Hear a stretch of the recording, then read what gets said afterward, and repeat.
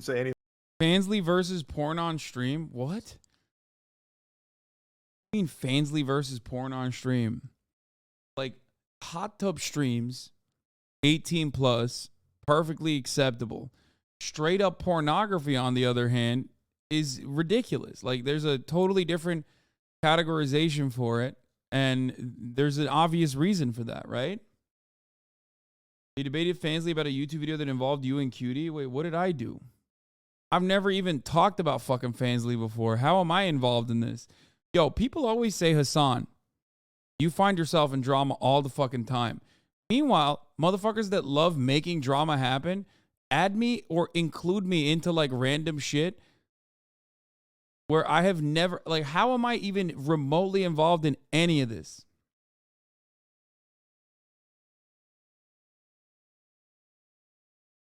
Here's the video they're debating. Yeah, I've set the t-shirt to dark mode, which means it's time to go full throttle into the danger zone. No more granny shifting. We're gonna talk about a controversial topic. They're discussing a video from an XG orbiter who makes hate videos about X and has a following in his community.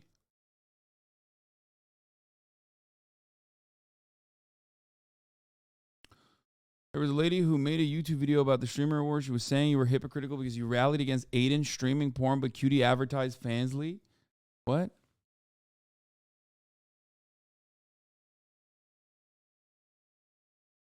Bro, I don't understand. I don't think people understand what hypocrisy is.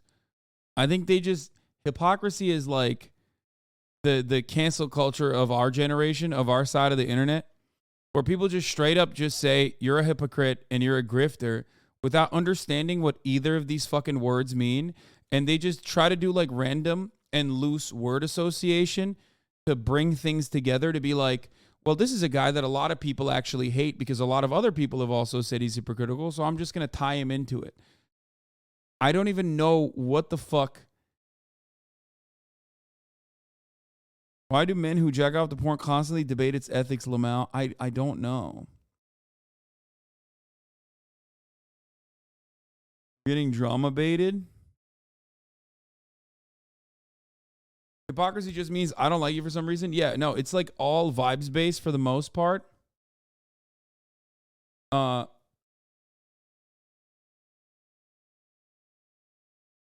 Yes, it's like learning the word disingenuous or goalpost. Yeah. None of these words mean anything.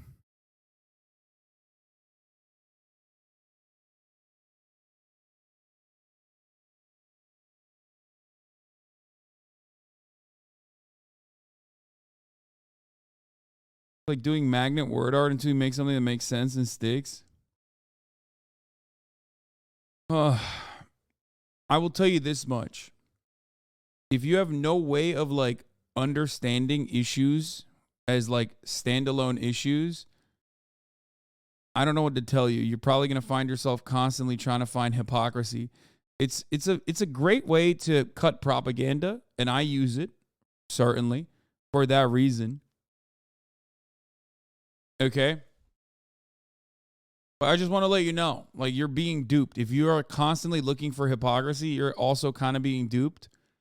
Especially when, like, especially if it's not genuinely hypocritical. Because a lot of genuinely hypocritical shit is oftentimes completely forgotten if the person engaging in that hypocritical action, as a matter of fact, is a liked individual. If you like that person, then you just don't really give a shit. I have once again gotten myself into some drama. I'm kind of injecting myself into this one, but for some context, if you missed Moist Critical's video yesterday, he talked about some streamer drama that's been going on and gave his take on it. I'll just give you this first little intro. We're going to talk about a controversial topic, FANSLY advertisements on Twitch. Now, that's the new hot drama to talk about these days, and originally I wasn't going to say jack shit about this. I wasn't mentioned at all in this video or really in any of the other conversations that I've seen, but it kind of felt like this because the entire conversation has stemmed from the Streamer Awards, my girlfriend's event, and all the FANSLY hate has been directed at her, and then me with my chess boxing event that the primary sponsor, the biggest funder of it was FANSLY, sleeping soundly, snoozing. So I figured rather than just lie down and imagine none of it's happening, I'd at least give my opinion, my take on it. And if you don't know, for a little bit more context, FANSLY is like an adult-oriented site where you can subscribe to get like usually risque, usually pornographic content from creators that you might know, because oftentimes those creators are also Twitch streamers. It's kind of like OnlyFans, but they've dominated the gaming space based off their marketing efforts and who is making the content on the website. That's it. That's the skinny of it. You get it. Bing, bang, boom. And it all started because during the Streamer Awards, which was also sponsored by FANSLY, this ad was played. Free trial of some of our hottest creators. On top of that, sign in using your Twitch account and see which of your favorite streamers are already creating adult content on FANSLY. FANSLY. That is a wild ad. Straight up. I scanned. That's definitely wild. Okay. And not only is that wild, but like, I thought Twitch didn't allow that kind of fucking promo. What the fuck? Twitch literally won't let hot tub streamers post their fucking OnlyFans. Twitch literally won't let hot tub streamers post their OnlyFans, but like, I guess when it's a big ticket sponsor, they don't give a shit, right? It has a whole algorithm dedicated to discovering new content and creators through the Chatters are so funny. They're like, go back. I need to scan. I don't know if you can still do it. For You feature. Swipe and discover today. A very tame giggle, as if someone came. Yeah, and people were calling Charlie a hypocrite from this because he didn't admonish it, but he did admonish Aiden Ross showing porn to his viewers. And wait, you didn't actually know what the drama was about? No, man. I literally have no fucking clue. I don't know how I missed this cut of drama. It seems like you guys did a pretty good job of not like letting me in on it, not keying me in on it. You are part of the drama? How am I part of this drama? Okay, so here's what I don't understand. How would I be part of this drama?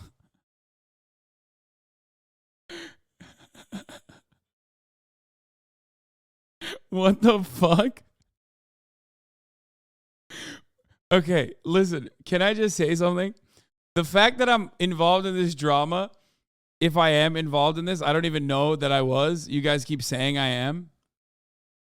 Shows me that, once again, all roads somehow lead back to Gamba. I feel like the worst mistake of my streaming career wasn't like saying America deserved 9/11 and then describing what I mean by that.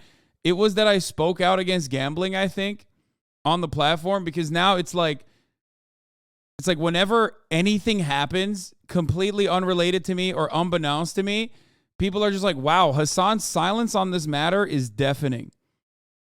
And it could literally be something that I have no idea about. You know what I mean? And they'll just be like, wow, seems like Hassan called out gambling, but not this. That's kind of weird. Very clearly, he's just, avoiding talking about it like the top of the hour ad break or something. Clear guilt is eating him alive. Because at the top of the hour, there's a 3-minute ad break. If you no longer want to see those ads, all you need to do is subscribe, which you can do for $5 or for free with a Twitch Prime. That's right. The gambling debate with you, Trey, next to you, and Ethan really was a cultural reset, to be honest. Yeah, it's just like things have gone so south since then. The original video was rage bait, and you usually say no free cloud. That's probably why people didn't bring it up to you. Oh, that's good. I actually do like that. Thank you for doing that, by the way. Keep up the good work on not getting me to see like random idiots. As I'm saying, Elise's like, here, watch this video. No, man. No. I will be staying away from dumb shit that breaks my fucking brain, okay?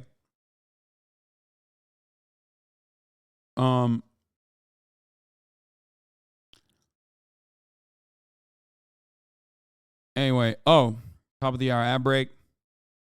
Which, by the way, I don't know. I have no control over who runs ads on my stream.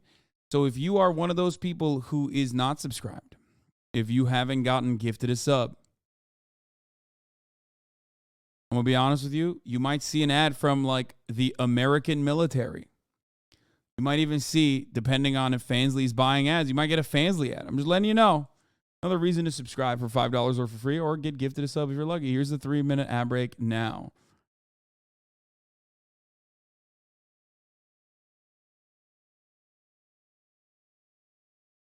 On your part of the drama because that girl who made the original hate vid made a huge part of you for some reason. You have to watch that original vid for the context, but it's super hateful. Saw it on XQC stream, and she's an avid XQC hate/love watcher. I actually used to think she was an AI. For some reason. I wonder what reason that could be. Morven Matt, thank you for the 5 gifted. User 75276634197. Thank you for the 5 gifted.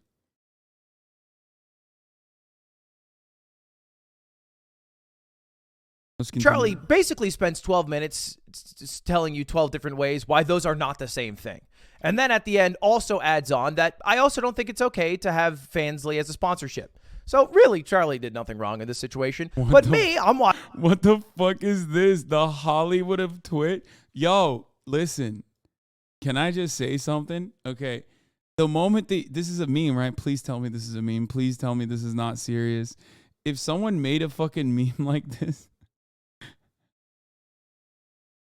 if someone made a meme like this, they immediately need to log off and get a healthy dose of lithium. Okay? Like, what the fuck? I want to go back. I want to go back to a world where, like, people that did stuff like this was laughed at. You know what I mean? Like, Charlie from Always Sunny in Philadelphia screaming about Pepe Sylvia. Like, that was... You were supposed to laugh at that. You were supposed to go, haha, that's a crazy person, right? Not go, hold up, let him cook. He's got some good fucking ideas, as a matter of fact. I think I'm going to go along with Charlie's Pepe Sylvia takes. Nothing is more serious than this, I suspect.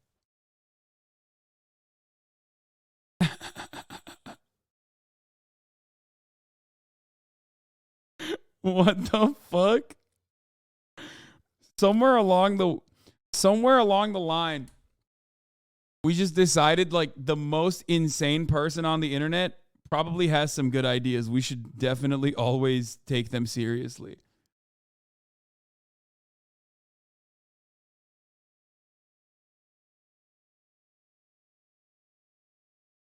It's cringe takes that you've heard before about Hollywood streamers protecting each other.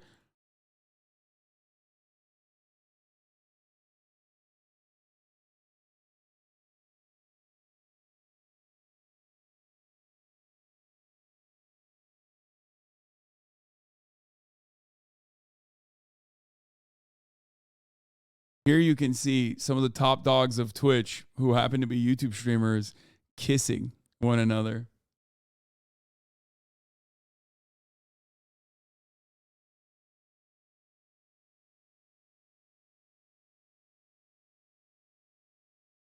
Excuses that porn is ruining the fabric of society. Seems like he's taking it seriously, at least as far as he can use it as a defense for Gamba, in my opinion. What the fuck? Moderation, moderation, moderation. XU started this drama and said yesterday that Fansly was worse than Gamba because it's ruining the fabric of society. That's how people brought you up. Again, worst mistake of my life was speaking out against gambling sponsorships from cryptocurrency, unhinged, unregulated gambling casinos that are built outside of like a shed in Curacao. Watching this, I'm eating my popcorn. I'm like, yeah, they are different. I do think showing porn directly is different than a website that could link porn. And then he was like, but Fansly sponsors are also bad. And I was like, oh, son of a bitch, I do those. I do those a lot, in fact. Now, to wrap up real quickly the streamer awards thing, here's Cutie reacting to the ad.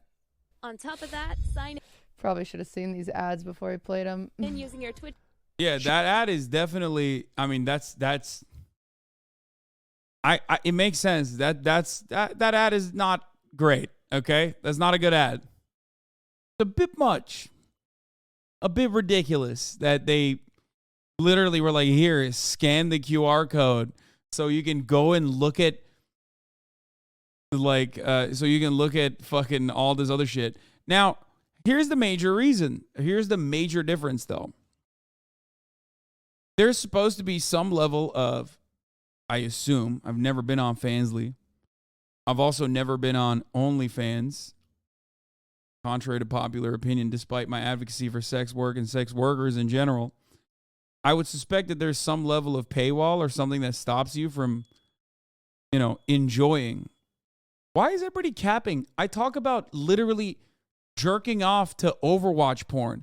Why would I lie about this? Do you think there's something that I have to hide with respect to consuming OnlyFans and FANSLY content?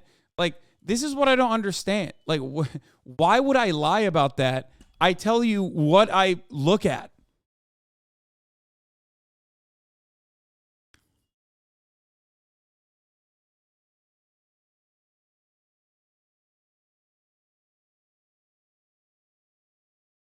I think that when you have a Super Bowl ad that's for Bud Light, right? There's a level of control there. Obviously, it's even harder to go and acquire alcoholic beverages, right? Because you have to go to a liquor store. There's way more regulation to accessing alcohol than there is to accessing pornographic material on the internet. Okay? You are literally subscribed to my OnlyFans. I think you are being duped by someone.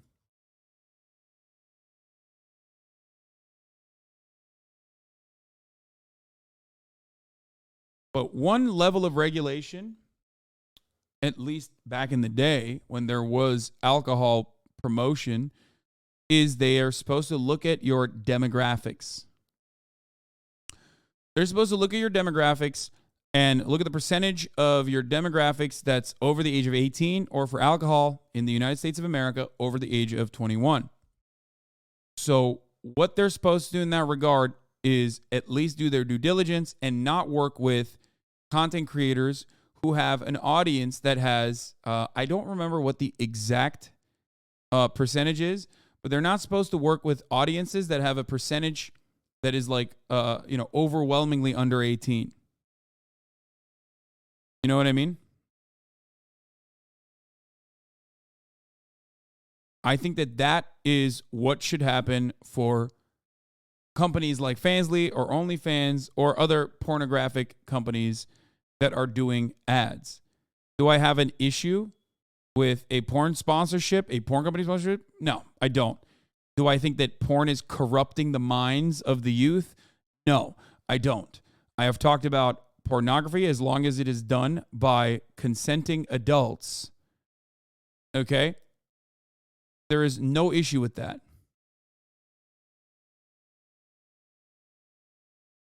I mean, yeah, the fucking 3% of the audience was under the age of 13. That's, yeah. Okay, there you go. Exactly. Isn't this community loves decision mostly 20 to 24 now? 2018 was a long time ago.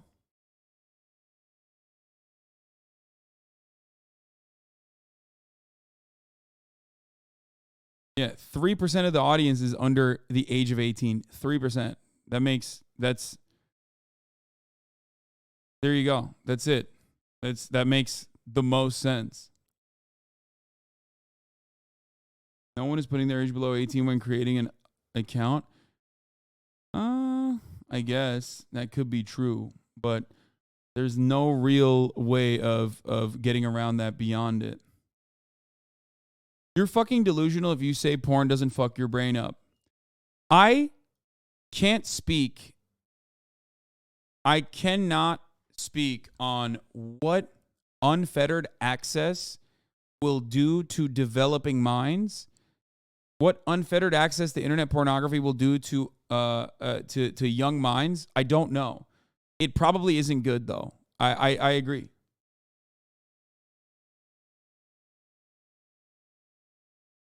I don't think porn fucks your brain up, though. No, I don't. That's a ridiculous generalization. And more so probably a self-report. Having said that, however, I think having unfettered access to internet pornography, especially at ages that are like super young, the moment that you have a phone in your hand, that can't be healthy. I don't think that that's healthy. I will admit to that. Because like, I wish I had more access to porn when I was younger, right? When I was growing up. But I don't know what those consequences might have been.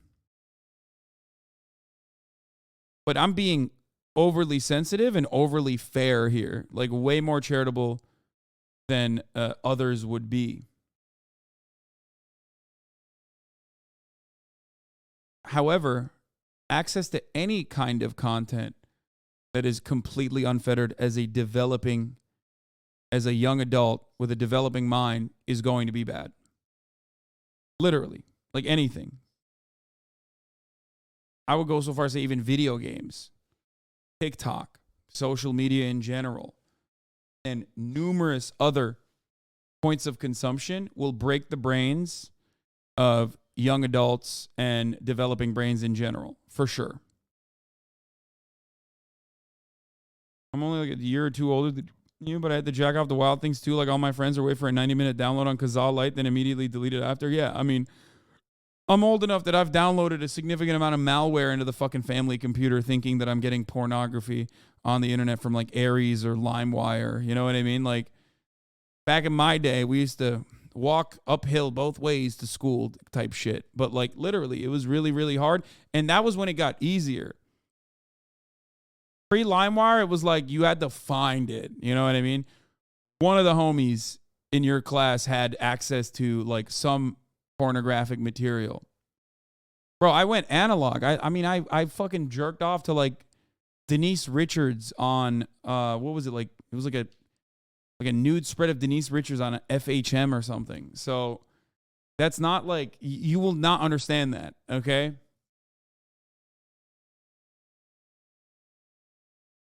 My most classic jack off to the sex scenes in W.B. Griffin World War II novels. What the fuck? That's insane.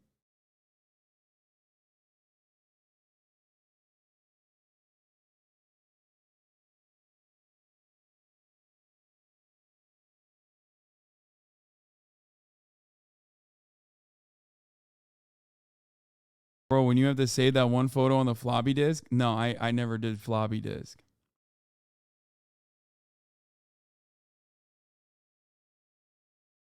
So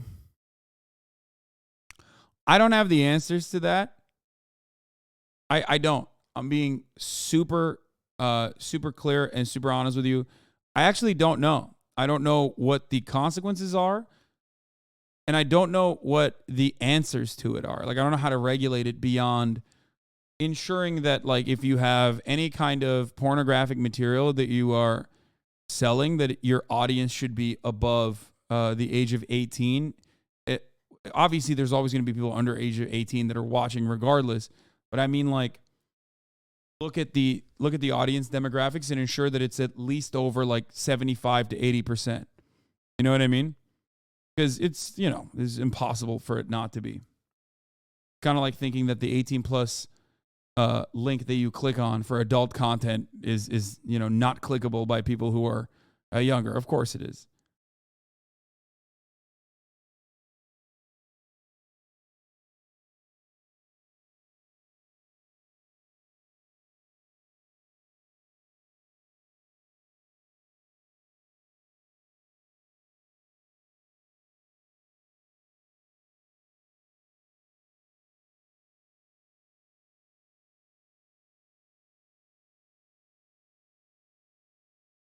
Thoughts on only being able to access porn sites if you prove you're over 18 somehow? I think that's also kind of wild. I know that that's the direction that we're going towards. But like, I don't know if you want to upload your fucking license to a goddamn website. You know what I mean? That's what you do in Louisiana now. If you want to access porn, I think in the state of Louisiana, if I'm not mistaken, You literally have to upload a photo ID.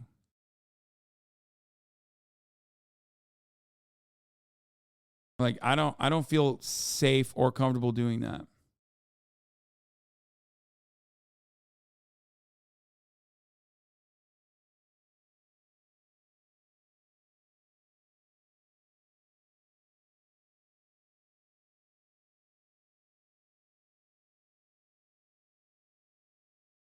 Anyway. So I don't know if that's a good solution either. But let's get back to this. She's honest there. She said she didn't look at these ads before they're played, which sometimes that's how sponsors operate. But me watching them, I'm like, oh, okay, so chess boxing was presented by FANSLY. Title sponsor, literally in the title itself. I had a whole dramatic reveal. What's going on in the middle of the ring? Look up. Because we have the FANSLY Sky table. Holy smokes! I mean, you can't get more dramatic. Look at me. This table. I think it's also because it's cutie. You know, she's controversial. She's a woman. So, like, that's part of the reason. Germa has probably been sponsored by FANSLY as well. I have never been sponsored by FANSLY. I don't have an issue with FANSLY or OnlyFans or Pornhub, obviously. I've talked about this pretty openly. But I would suspect that the real reason is because, like, people care more about valid, like, targets that they consider easy to attack. XQC has been sponsored by fucking FANSLY. Yeah, right? XQC literally has been sponsored by FANSLY. Juice, the show that he did was sponsored by fucking FANSLY, no? Juiced.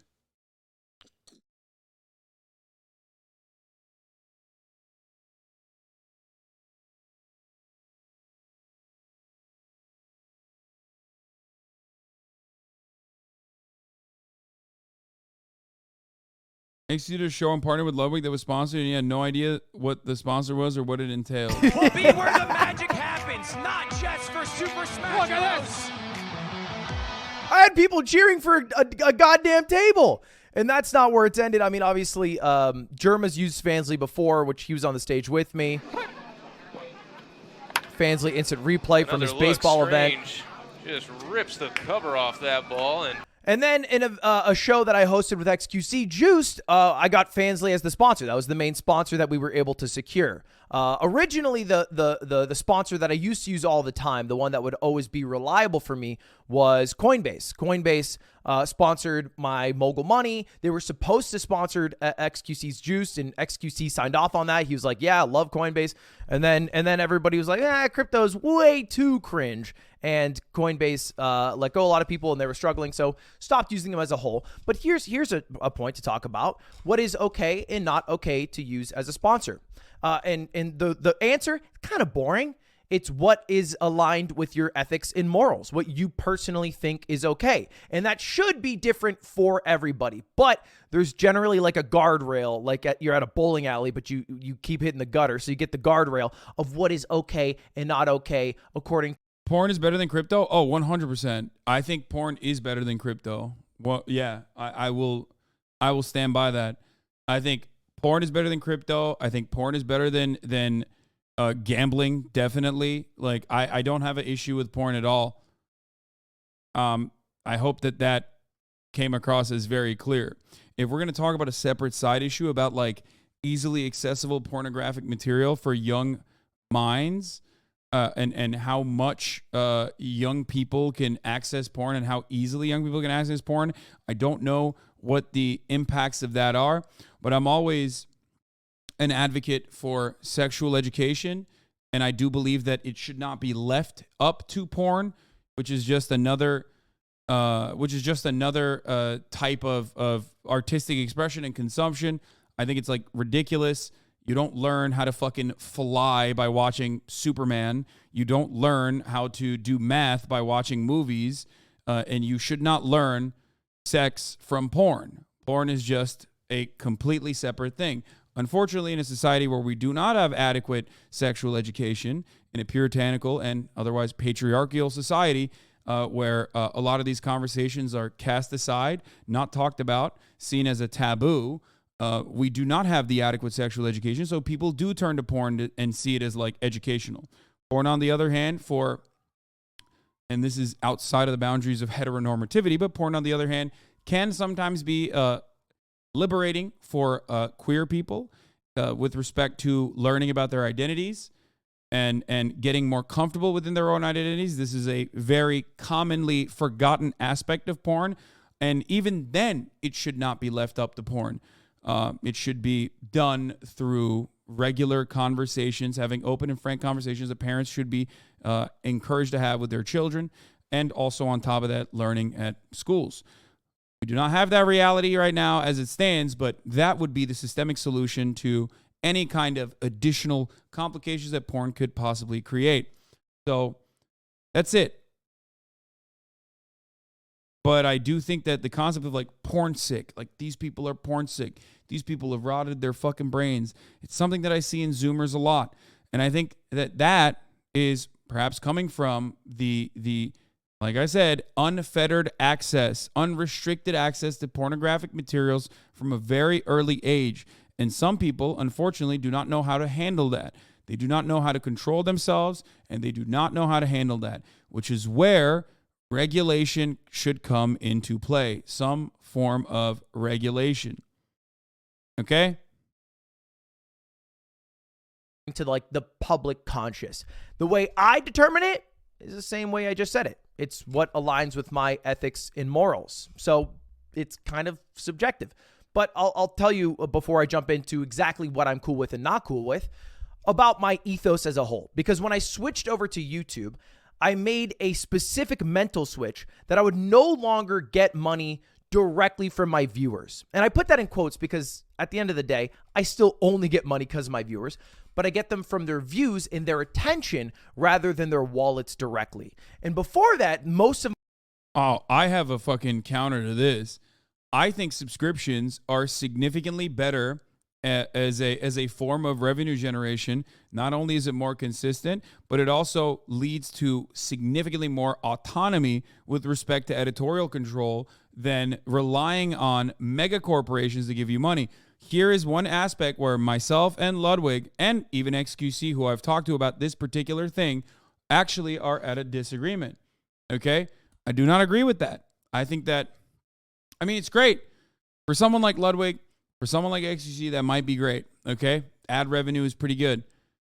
I would much rather maintain my editorial control and maintain my autonomy by getting subscription-based revenue. That's it. That has been my day one approach to this subject. Subs are why you shouldn't be in this drama. You don't take sponsor dollars. Yeah, that is part of it. I rarely ever do sponsorships. I oftentimes turn down massive budgets, massive sponsorship opportunities. I've talked about some of them recently, specifically one about poker. But yeah, I don't do it, but that doesn't mean that I don't have an it doesn't mean that I don't have an opinion on the matter. You still do ads? Shut the fuck up, lol. Yes, I have a contract with Amazon. This is true. I have an exclusivity contract with Amazon because the platform that I primarily stream on is this one, Twitch. I have made this decision after thinking about it long and hard and considering that this is like the best platform for me right now in this particular moment to be on. That's it. You know, that's an entirely different conversation that we could be having, but this is not what we're talking about. What I mean by the sponsorships is not ads. Sponsorships is when you get a native advertising opportunity by directly talking to a brand, oftentimes conducted by a manager or some ad agency or maybe your agents. Okay? A lot of streamers do a combination of all three. They have subs, they run ads, and they have sponsors. XQC is a great example of this. He does all three. Okay? And there's nothing wrong with that. I don't think that there's anything wrong with sponsorships, by the way. Let me just make sure that people understand. Let me be clear. There is nothing wrong with getting sponsorships, okay? That does not mean that there are certain sponsorships that I would consider to be not great. or even outright unethical. Obviously, if British Petroleum was sponsoring streamers specifically to say that global warming is actually not an issue and you shouldn't worry about it, I would say that that is an unethical sponsorship. Okay? I think that that's not an ethical sponsorship. If you're doing a sponsorship for an unregulated crypto casino that is incredibly easy to access, no matter what age you are, but very difficult to take money out of, I would say that that is an unethical sponsorship. Okay? Raytheon. Getting sponsored by Raytheon to promote their latest missiles would be an unethical sponsorship. Okay?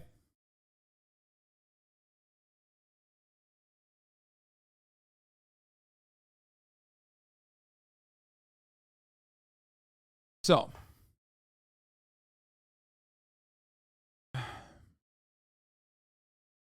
that's hot take. Ubisoft is just as bad as British Petroleum.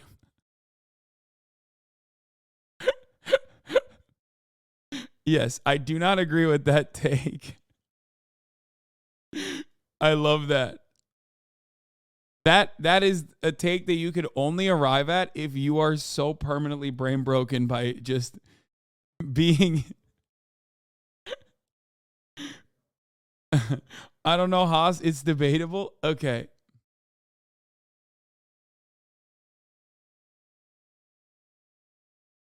No.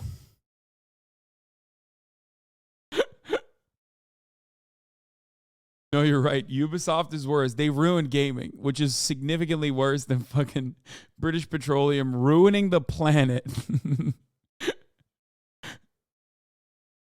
Anyway, let's continue. Of my money came from subscribers or donations. But since I've switched over to YouTube, I changed all of my subscribers or memberships to $1.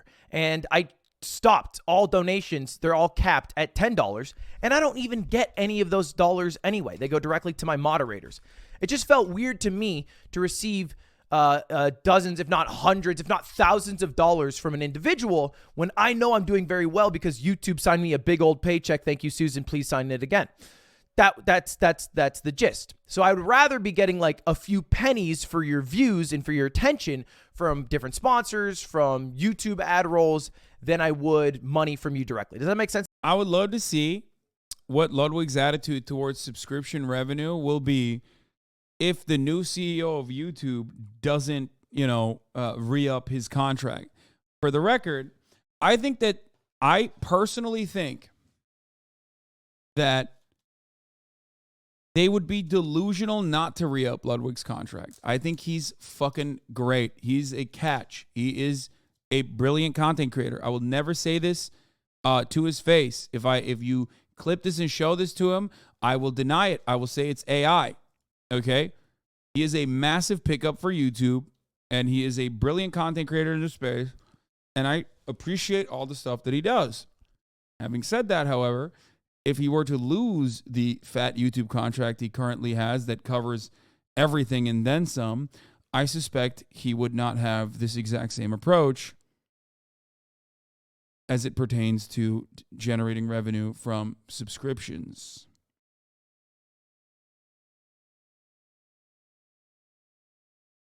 Why'd you give away your defense? What do you mean? That was a switch I made, which, by the way, people I think are more and more making a decision that they don't like advertising. They don't like free stuff. Maybe they prefer a paid subscription service where you don't have to watch ads. That might be like a cultural shift, which I would just have to adapt to. So anyway, let's get to my ethics and morals of what I think is cool, what I think is not cool. Why did I take a fancy sponsorship? If you guys don't know, it's kind of a downturn right now. There's not a lot of people who are out and about trying to sponsor events, at least not as many as there were a year or 2 years ago. It has dried up a lot. So FANSLY has been one of the more reliable sponsors to work with. And honestly, I've been talking to them about sponsoring more events later this year. So, I did say that I'm only guided by my ethics and morals. That was kind of a lie. I'm also guided by what the viewers would think is cool. For example, a sponsor wants you to look at their ad to maybe sign up for it. But if you guys all collectively decided, or the majority did, that the sponsor I'm using is super cringe, well, well, then it'd be a failure of a sponsorship. You guys would all shit on it. The sponsor would be upset. They wouldn't be happy with me. I wouldn't be happy because I'm not succeeding in creating a broadcast that's sustainable that I can do again in the future. So I would stop doing it. So there is another guiding principle, and that's all to say that your voice matters in this situation. If you're like, hey, Ludwig, Fancy's too far, or hey, Ludwig, I don't like when you did it with Coinbase, that'd be chill. In fact, that's part of why I stopped using Coinbase in the first place. Now, for me, maybe this is my European background. I care less about porn. I care less about nudity. My European background. Oh my God, motherfucker, you grew up in New Hampshire, dog. It's your libertarian roots that is causing you not to care about porn. Yo, this yee ass motherfucker puts on a turtleneck, has his hair all coiffed, and he goes, maybe it's because of my European background. It's like maybe that is the reason. Who knows? I like the tété, you know? Retro tété. It's very nice.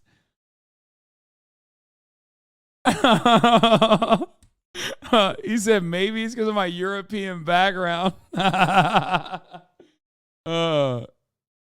Yes.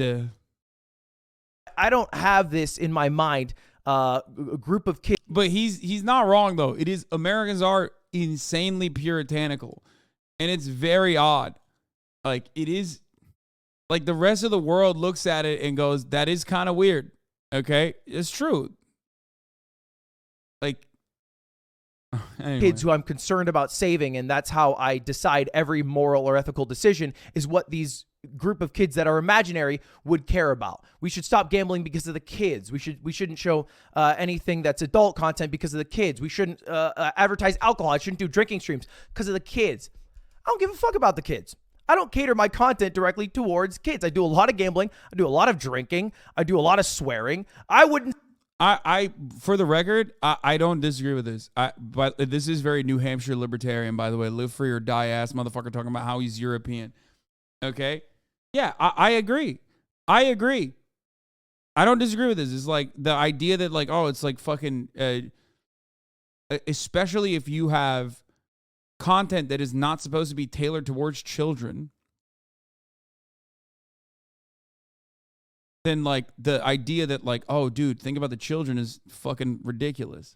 Say that if you're a kid, I'm a channel that you should necessarily watch. I maybe this one because it's more drama, it's more straightforward.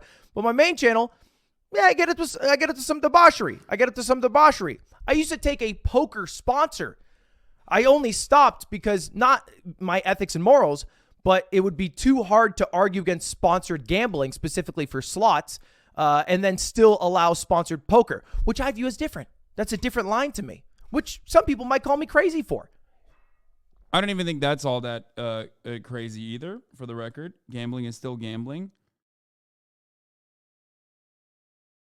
But yes, poker is still poker. I would put in a totally different category. The way I see it is sponsored gambling, like slots or blackjack, has a house edge. You are guaranteed to lose money. It is an inevitable fact. The longer you play, the more money you will lose. And sponsored gambling is a little weird because I'm getting paid by this sponsor to gamble money I normally would not gamble. And then I would occasionally get wins I would not get and celebrate them as if they are as legitimate as any other one.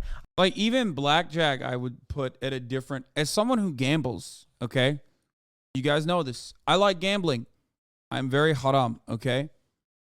I personally like gambling. I personally like drinking. I do all of this stuff, right? As far as, like, what I have done throughout my experience, I've done a little bit of slots. Actually won a lot of fucking money, weirdly enough. Do not do it, obviously. More money than I have ever gambling in my lifetime fucking playing blackjack. But I would say that slots is the most on steroids. You're basically giving money to the fucking... You're basically giving money to the casino directly, versus blackjack, which is still you're giving money to the casino directly, even though there is more skill involved to a certain degree. To poker, where you're not giving money to the house, you're literally giving money to whoever the fuck is significantly better than you at poker. So yeah, I think that's weird. I think all sponsored gambling should stop. Having said that, I've never been against gambling content as a whole. If you go back to any of the videos I made about gambling, I always said and sponsored gambling, not end gambling. I love poker. Poker is one of the main games I played in college. I allegedly ran an illegal online poker ring for a while. And so I took poker sponsorships because you're playing against another human. And oftentimes when I was sponsored, it's because the house takes a rake, so they get a little bit of money, but you can still be a very winning player if you have studied more. And of course, you have luck and variance on your side. Anyway, but that's kind of where my line is. I don't take a lot of sponsors for things that I'm against using. That's kind of where I make my line, right? It's like if I wouldn't play this gacha game, then yeah, I probably shouldn't play it on stream for 2 hours because it's a little disingenuous. But sometimes I also break that too, right? I was sponsored by G Fuel for a while, but I was still drinking coffee every morning. Now I'm no longer sponsored by them because I think they're kind of a piece of shit company. But a lot of the streamers who are sponsored by G Fuel don't even drink that shit. It's way too much caffeine and taurine, and they just get a little cup of coffee in the morning, and then they pretend to drink G Fuel. Is that chill, right? What about people who are sponsored by... I'm not even kidding. This is what I used when I was in Vegas. When I was in Vegas, when I was at the casino, I carry this in my wallet everywhere I go. The fact that this man thinks that I have it out for him is insane. I literally carry this everywhere I go. It's in my wallet every fucking day. Okay? And when I was playing slots for the first time in my entire fucking life, I would constantly put this and go, I'm going to get it twisted. And I would flip it to get it twisted. And I would place it on the button and I would hit it. Okay? I'm a very superstitious person. You guys know this. Turkish quality. I'm sorry. I'm a very superstitious person. I keep this with me at all times. Okay? And I literally believe that it brings me luck. I would smack this fucking thing on the button when I'm playing slots. So the idea that this dude thinks that I fucking despise him, thinks that like I hate him or I've had it out to get him from the jump is additionally hilarious. But, you know, it is what it is. Okay? Anyway, you're allowed to have one insane belief. Exactly. Which is that. That is my one insane belief.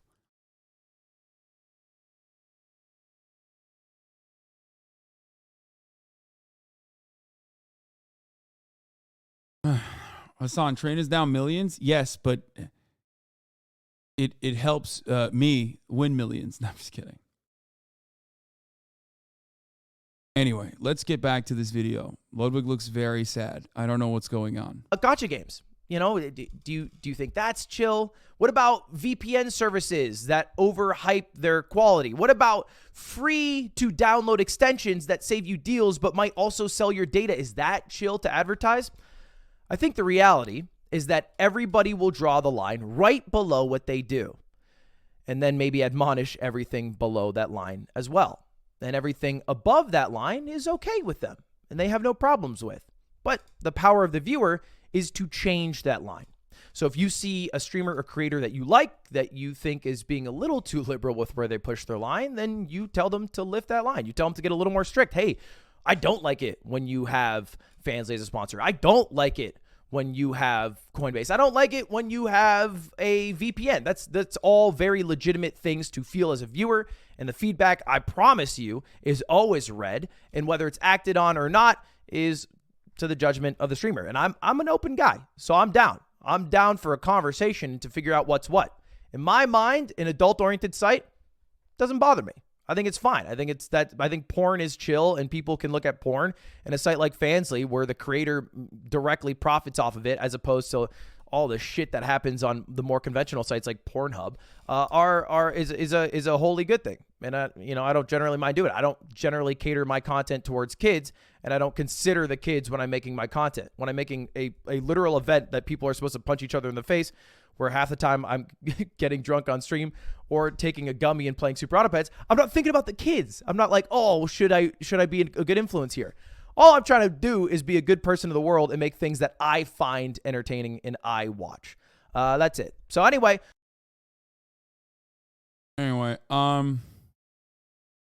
yeah, I mean, I understand why he's saying that. I get that. I still am kind of unsure as to what the fuck's going on with respect to like the perceived hypocrisy. But the one thing that is the worst thing you can do on the internet, remember, is be perceived as a hypocrite. Okay? Hypocrisy only matters because it's vibes based. If people are uncharitable to you, they will say you're hypocritical. If they are charitable to you and like your content, they will overlook even if you are actually hypocritical. Ultimately, none of it matters. It's basically just a gotcha, okay? And that's it. FANSLY advertisements on Twitch. This is actually a war that I've been drafted into and tossed into the front lines, so I've been catching fire and getting called out, labeled a hypocrite, and morally flexible when it comes to things my friends do that I call others out for. So I kind of want to talk about this entire subject here because I feel that it's just a load of dirty barnacles to call me hypocritical when it comes to FANSLY advertisements. So allow me to show you to your table and deliver your entree of drama that you've ordered. So, the situation in a nutshell. A couple weeks ago, there was the Streamer Awards that happened on Twitch. I was unable to attend them in person, so I received permission from QT Cinderella to watch party them. This was a massive event that QT Cinderella put together. And one of the advertisers for it, one of the sponsors, was FANSLY. So during the stream, a FANSLY advertisement popped up, and this was my reaction to it. A free trial of some of our hottest creators. On top of that, sign in using your Twitch account and see which of your favorite streamers are already creating adult content on FANSLY. FANSLY has a whole algorithm dedicated to discovering new content and... Bro, this shit is giving this particular sponsor so much more earned media, by the way. Okay. You missed it? Oh, here. This is where it is. Don't worry. Boop. Just kidding. Don't do it. Don't do it. Anyway. Yeah, this part of the fucking conversation is that, like, I think that this is definitely not a good ad, okay? You know, it's a little ridiculous that you're doing like a direct, like, go over there. Your favorite streamers are on there. I mean, everybody kind of knows, but at least like setting up one layer of like inconvenience is probably the right thing to do, you know, etiquette wise, because it is still a you know, platform that makes pornographic material. I don't have a problem with that. I think it's great. You know, good on these ladies for going out and making their own money on this. Do this while they're a whole ass primetime TV ads that mimic blowjobs and shove asses in your face. But yeah, I think the real inconsistency here is with Twitch. If you can't advertise your OnlyFans in your Twitch bio, then this ad is absolutely against the rules. Exactly. I think that, you know, people get mad at advertising putting your OnlyFans on your Twitch bio, but this is like, you know, this is pretty much the same thing. And creators through the FANSLY For You feature. Swipe and discover today. A very tame giggle as if someone came up and playfully tickled me for a moment. And people were upset because I didn't start spitting and shitting, taking up arms about how disgusting it was that FANSLY was being advertised. You would agree, though, that we should be able to link our OnlyFans and FANSLY, right? Well, people already use Linktree for it, and I think that is a very good compromise on the matter. Like, as long as you go to a separate place, like, it's basically about like making it a little bit less accessible, right? It's not like a real fucking safeguard or anything like that. And I think that if there was to be regulation surrounding it, it would probably be over encompassing, and it would most likely be compromising as far as your own personal data or your own personal privacy, right? But at least like adding an additional click there makes it a little bit better. Exactly. Any layer of inconvenience makes a difference. What do I always say about guns? Any layer of inconvenience makes it less accessible. That's why the Veterans Affairs used to run ads on this fucking platform about suicidal veterans and how they should buy a gun lock. Okay?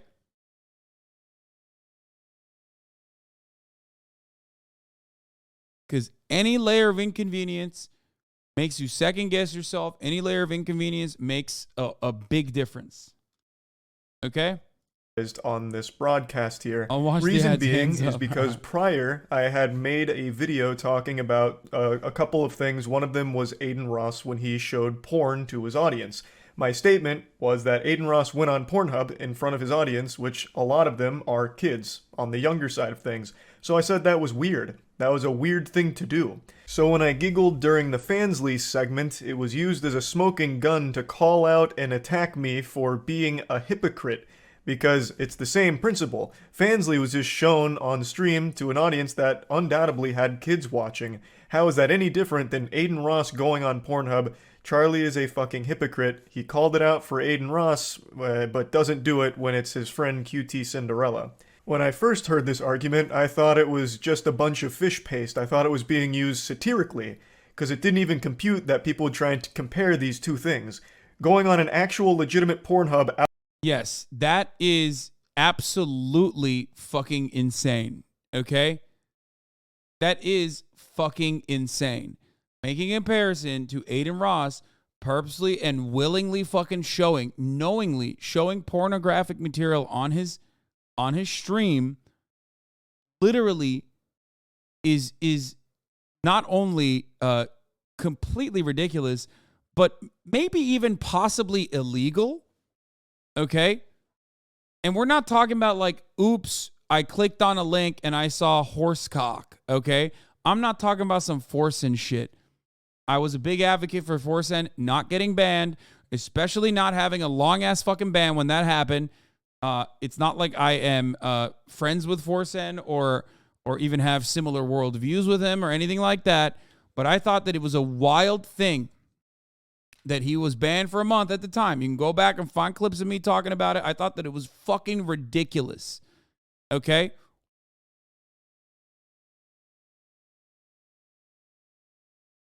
Clicking on a link and accidentally showing something is, again, very different than openly, knowingly, and deliberately turning on porn, okay, on your stream.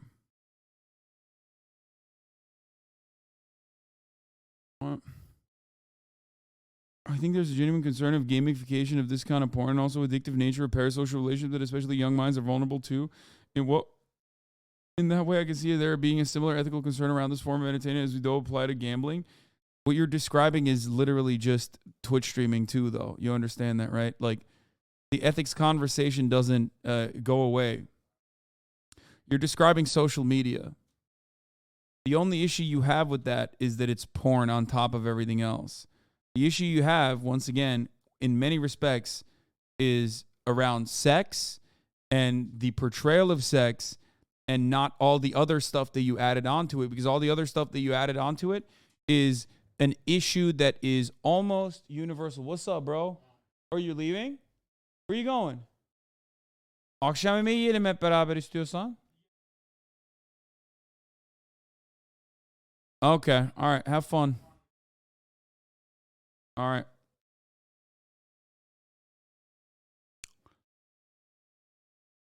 Out of nowhere in front of your audience and just having porn, real porn being played versus an advertisement, which does lead to porn, but the advertisement itself has more clothes on than a lot of things that are already freely broadcast on Twitch that are easily accessible.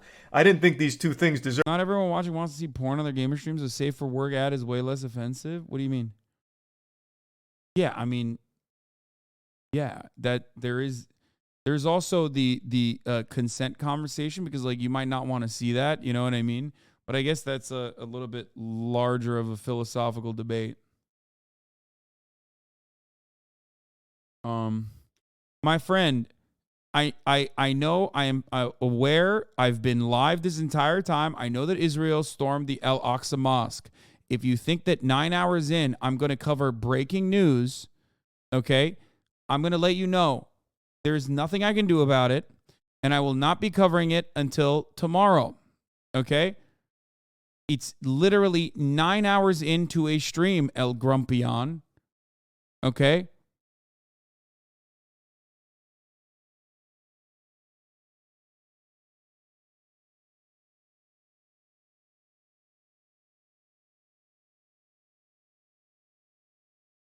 Not all FANSLY accounts are porn. I don't know why it all gets lumped in together. I mean, yeah, but it's like softcore for the most part. It's like OnlyFans. OnlyFans has non-pornographic material on it too, but it doesn't matter. Like the primary consumption for the website is mostly porn. In many respects, the reason why Twitch is not considered a porn site is because it doesn't allow hardcore pornography or even softcore pornography. The most it will allow is, hot tub streams, which could be considered a form of sex work, but certainly nowhere near the same barrier of entry. That's because porn sites are regulated in an entirely different manner. And they should be regulated in an entirely different manner, for the record, because there are a lot of ethical issues that arise when you are hosting pornographic material on your website.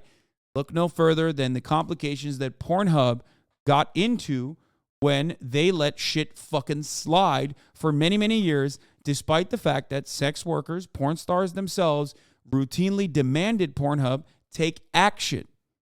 Okay? They didn't do that until push came to shove and a bunch of fucking psychotic Christian zealots decided to take matters in their own goddamn hands. Because, of course, no matter what happens, Pornhub is run by MindGeek, run by a capitalist corporation that's not going to fucking do the right thing until it has to. Okay? Deserve to be on the same playing field, but that's where I was wrong. I clearly failed the CAPTCHA here and was labeled a bot because a lot of people do view these in the same category, in the same wheelhouse. A YouTuber named MewKitty made a whole video on it talking about Twitch streamers and their hypocrisy, a video that I make an appearance in towards the end, and it's exactly what I just talked about, where I said it was weird when Aiden Ross pulled up Pornhub, but I laughed This is the schizo video, I suspect. when FANSLY was a sponsor I am here for some reason. of the Streamer Awards. And not long after her video, Scott Schaefer made content covering the same topic where, once again, the Hunger Games Mockingjay Part 1 superstar Charles White comes into the frame once again with another banger cameo. And the argument is the same. Charlie called it out when Aiden Ross pulled up real porn, but didn't call it out when QT Cinderella advertised porn. And he did it because she's his friend, thus he is a hypocrite. And on stream I talked about this last night. Yeah, this is Charlie's worst. I think this is Charlie's worst quality. You're so right about this, M. Hood.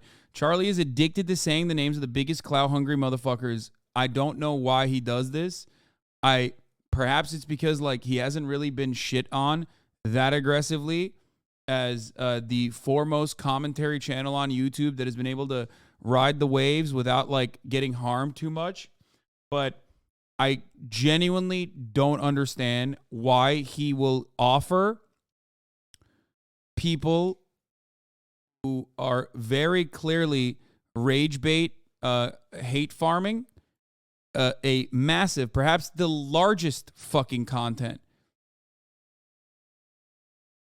It's odd. It is odd.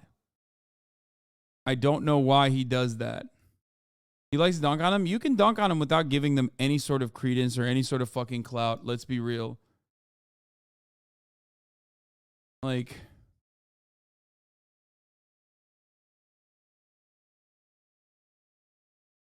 It's really, really, especially because to be fair, a lot of clout chasers aren't as unhinged as the type of ones we've dealt with that have aggressive communities that will latch on to any comment about them and harass you for multiple years. True. Certainly true. But I do think that it's because Charlie hasn't upset those communities yet. One day he might.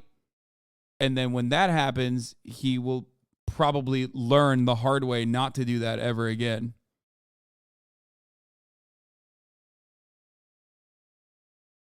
And I'll go ahead and get this out of the way right away. During that stream, and in the exact same video MewKitty has posted on one of her channels, I outright say both are bad. It's pretty clear from reading her comments, not like her personal comments, but like the audience comments, that the majority of the people didn't even watch the full statement. Which isn't her fault, and I even don't blame the audience, because right now, the human race is being plagued by brain rot, parasite, short-form content, which has ruined the attention span of people. It's also the fact that he's platforming people without huge core communities. Their presence is on life support, and it's him. Yeah, I don't think he recognizes that he does that. But I think that, or maybe he, like, lends a helping hand so he knows that they won't fucking target him as much. Especially when, like, people do that shit when he's like, well, you know, I understand where you're coming from with this. I understand where you're coming from with this. Like, when you say that about someone who's like a clout-hungry content creator who knows that you have like an untarnished reputation regardless by all of the clout farmers or the hate farmers, they probably will think twice before attacking you next time. So I assume that there's a tactical advantage on that end too. Like, I don't think it's like, you know, I don't think it's you know, as naive. And for people saying like, just don't think he cares or all this shit, like, I don't, you know, I don't think so. I think he does. I think he's like doing it tactically. There was another point that I was going to make and I'm not remembering. Oh, someone said, aren't all content creators clout perverts? Okay. Yes, they are.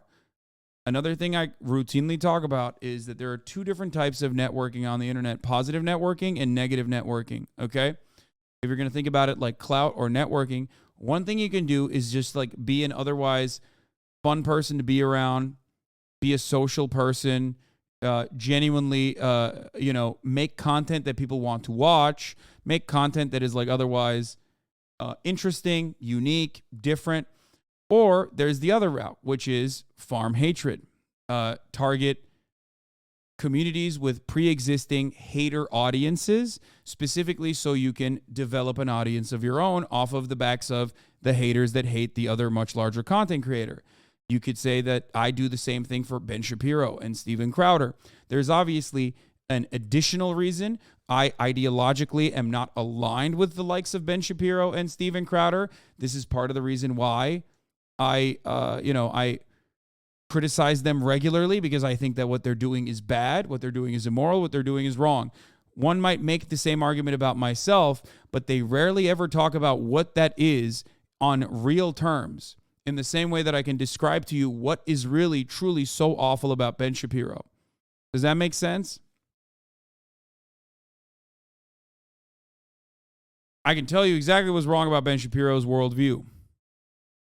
I can tell you that about most right-wingers. Many people, when they talk about how bad I am, they might even say, I agree with him. I just think his vibes are shitty. And then you look at their YouTube channel and they've made like 100 videos. And, you know, 25 of them are of me. And those are the only ones that have gotten the highest amount of views. And they're oftentimes very, very... What? Don't have sex with a male streamer. If you're a streamer, you will be screwed. Deflecting. Stop deflecting.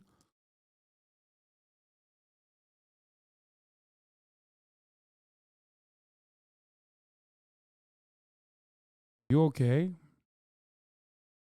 Don't ban me.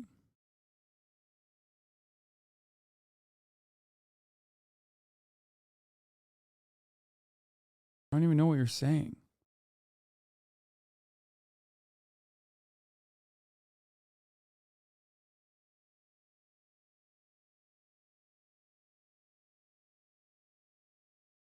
The formula is the same, but the intention is different. There's a system in place to elevate drama, but why you get involved is important.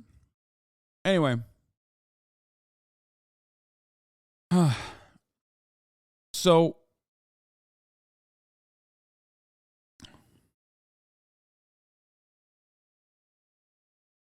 as I was stating,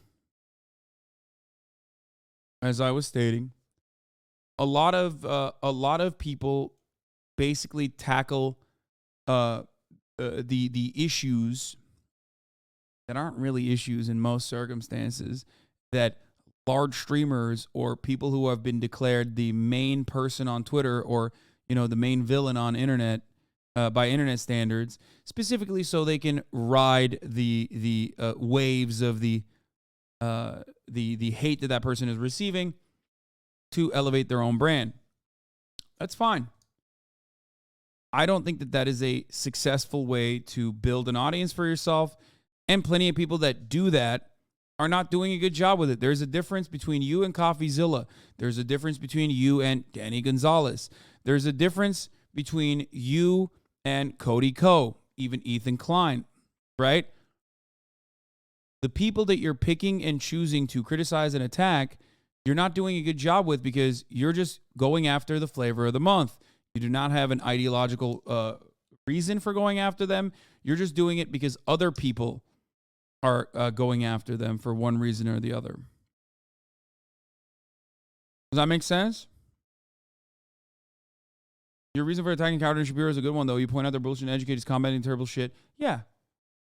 And when Steven Crowder falls off or Steven Crowder does not have the same level of prominence, I stop talking about him. There are Nazis that I will refuse to talk about until it reaches a point where their platform is so elevated that I have to address it. The reason why I do that is because I care about who I am elevating. Does that make sense? Are we bashing on Charlie? No. I'm not bashing on Charlie. I am, however, criticizing him on this note. I don't like that he does this. And he does it all the time. And I think he does it for a specific reason. I think he does it so that those guys don't come after him and that he, you know, they just don't give him the same headaches that they give to other people who they might have an ideological difference with. Charlie is a Nazi then? No, I never said that. You're being a fucking weirdo freak, or at least a drama pervert, and trying to get me to be clipped out of context. I don't believe that at all. What the fuck is wrong with you? Anyway. So I don't necessarily find it shocking that they didn't watch all 10 minutes of what I was saying. But in that clip, I outright say both can be bad, but they are not the same to me. Thus, I disagree that it's hypocritical that I made statements about Aiden Ross and the porn thing being really weird, and I didn't make the exact same statements for QT Cinderella's FANSLY sponsor. I'll go ahead and prove that it's there right now, real quick, before getting into why I think they're so different, but ultimately both are not a great thing to be advertising to an. How are you calling out drama posters but spent forever on a big news day engaging with fake FANSLY outrage?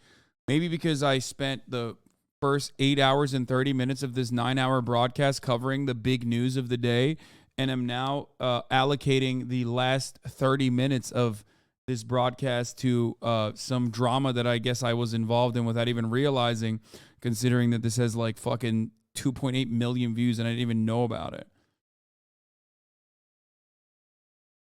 Do you think so? Do you think that's adequate, my lord? You give me $5 a month to avoid the top of the hour ad break. Obviously, you have all to say in what kind of content I create, right? What I choose to cover is up to you. I will do your bidding, my lord. I love having micromanagers who literally just give me $5 so they can avoid the ads at the top of the fucking hour. The ads are 3 minutes long. You can choose not to give me $5 and use different methods to avoid the ads at the top of the hour if you want. You can also, maybe even luckily, get gifted a sub.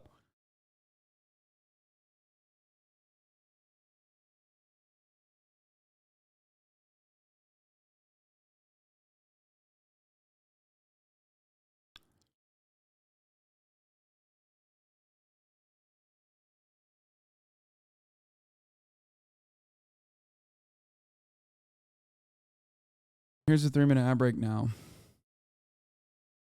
Audience that is undoubtedly going to have children watching. Of course, advertising FANSLY, OnlyFans, or anything in front of an audience that has younger children on it, it's always going to be not a great decision. It's one of those things, yeah.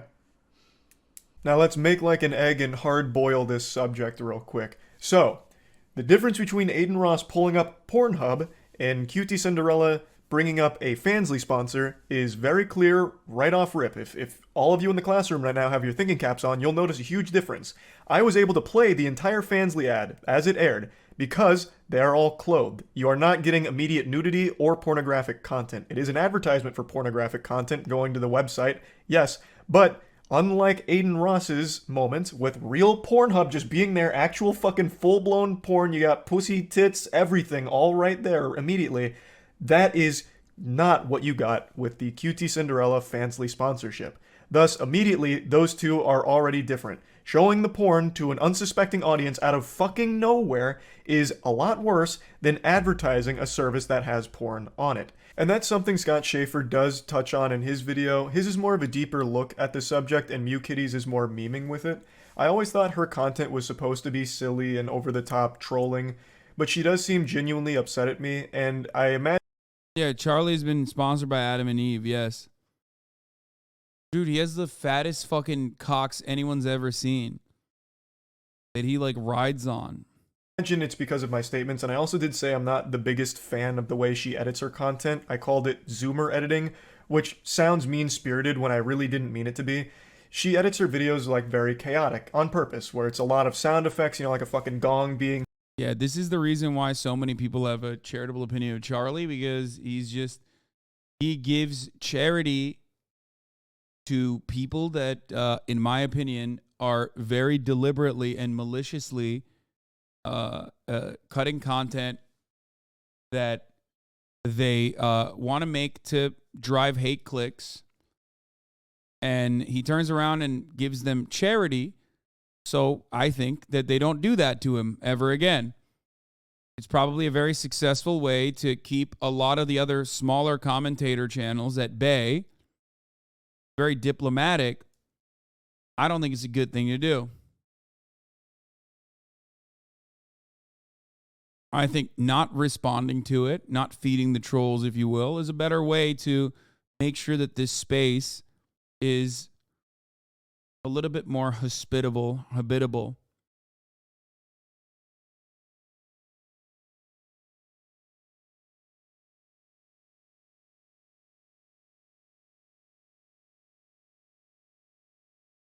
But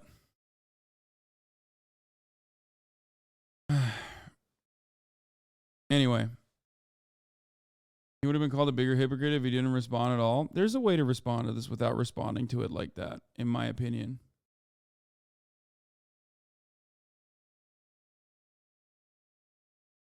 Like, this has turned into, I guess, legitimate conflict. I wasn't even familiar or aware of what the fuck was going on. You're wrong. This is why you have more haters. My friend, like, suckling on the teat of every single person that comes in and says unhinged shit against me and against others, my friends, against other content creators who I don't know but I think haven't done anything wrong, is going to create an incredibly toxic space. As a large content creator myself, you know, my goal is to not do that.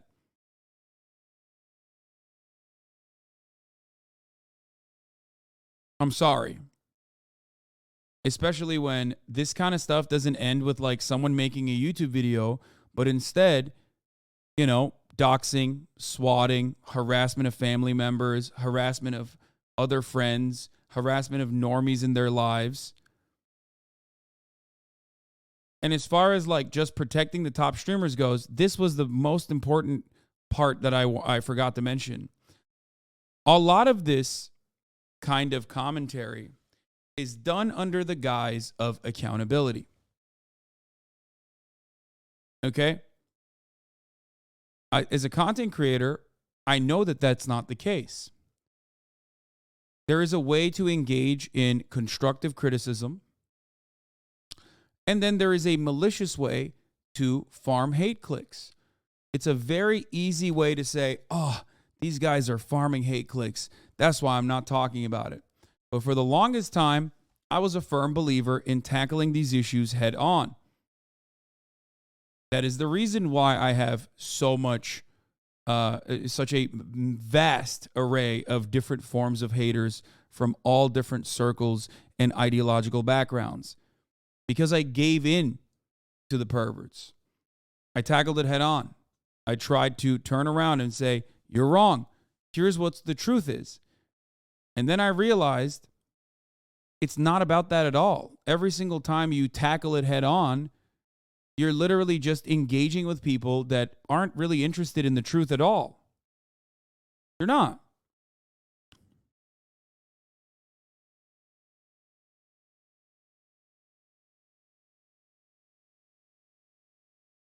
Most circumstances, they do not care about the truth.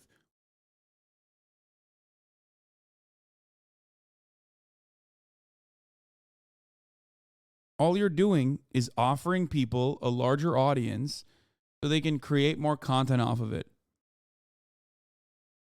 Because they just want drama and publicity. And I know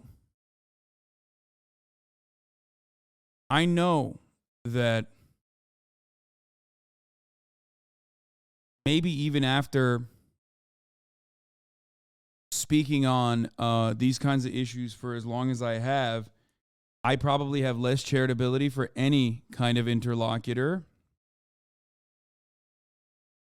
because I have no capacity of viewing constructive criticism from that lens.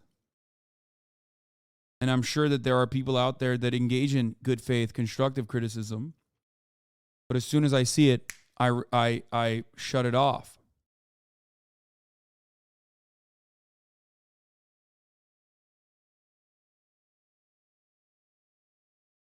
Probably one of the worst aspects of it.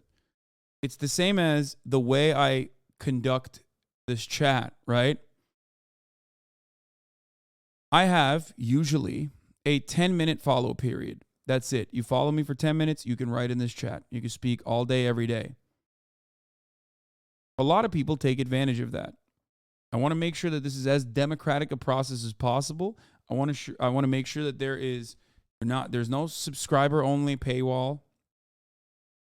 I want you to be able to contribute to the conversation. I want you to be able to ask me questions. A lot of people often will use that to address their narcissistic desires. They don't care about learning about a new thing. They don't care about a genuine issue that's in their lives politically. They utilize this to come in and say, you did this. Actually, I'm not even going to mention one of the people that we just banned. Like, I saw the mods ban a person. I'm not even going to do that. I'm not even going to fucking mention it. Okay? But there are people who take advantage of that. And they try to derail the content. I haven't stopped the way that I operate because I don't want those guys to ruin this. Okay? But it's the same way I see commentary and accountability on the internet.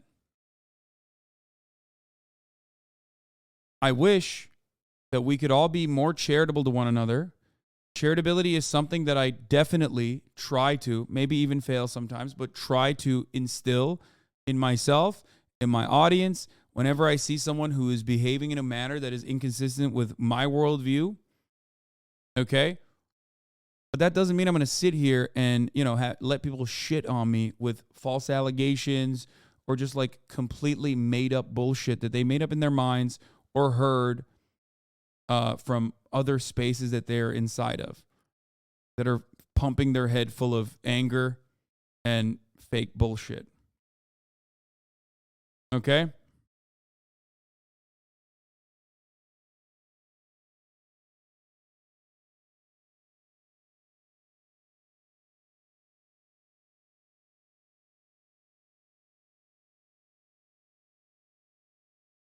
In a lot of circumstances, like I said,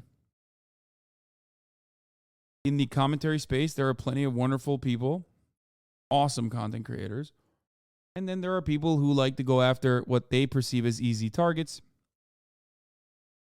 because other people are shitting on them. Sometimes those people are deserving of the criticism. In a lot of instances, those people might be deserving of the criticism. And then there are plenty of instances where they're not. I think that people, especially large content creators, should have a better moral compass on who they are lending credence and legitimacy to.